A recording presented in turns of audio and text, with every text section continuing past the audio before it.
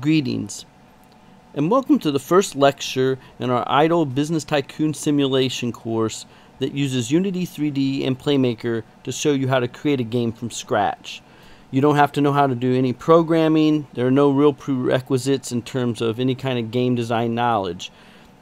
We're going to start right away as we promised, and we've got Unity loaded up here, and we brought up the new dialog box here to create a new Unity project. Here we're just going to put Playmaker Idle Tycoon, and we will make this a 2D game and click create project, and we need to put a version number here, so we'll say Tycoon 1. This will create our project for us with the name we specified and load the core libraries for Unity. You can see it's very fast. We're already loaded. So now the next step is we need to load our Playmaker visual scripting utility. And so we do that from the Asset Store. So we can click Asset Store here, or you can go up under Window and choose Asset Store if it is not a tab on your layout.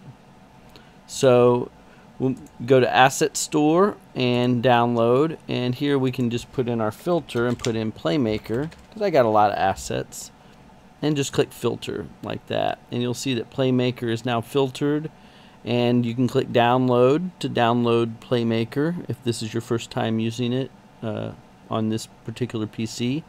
Once it's downloaded, then you can click import. Playmaker is going to import some startup scripts here for the installation. So when you click import here, you're not really importing Playmaker, you're really importing this part right here in the scripts necessary to install Playmaker. So now when you click Playmaker install, you'll get a checklist here, and it's going to scan your project for any known conflicts, and obviously since this is a new project it doesn't find any, and there'll be some updates notes you can read here. Once you've read this, you can just come over here now and click this install Playmaker 1.85. It's going to give you one last chance to stop if you have a project that you've already made that's important to you and you're going to start using Playmaker. You should make a backup.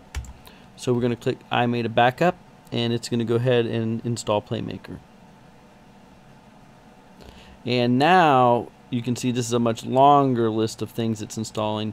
We can click import, and it's going to take a little bit of time to install this, so I will let that finish installing and then get right back to you. And with that, it is installed. We can click OK here, and it'll do a few other last minute installation scripts as well.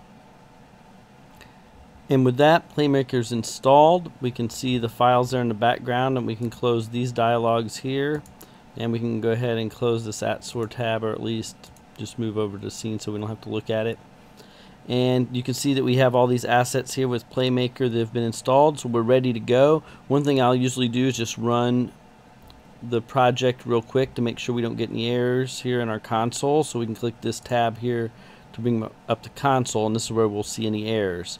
So we'll be looking, at the Unity editor a little bit. If you're brand new to Unity and you've never done anything in it before, it can't hurt you to look at some of the other tutorials that are out there, because this is not like an exhaustive covering of the editor itself. It's really designed to get you in a game design real quick and to get you programming fast visually.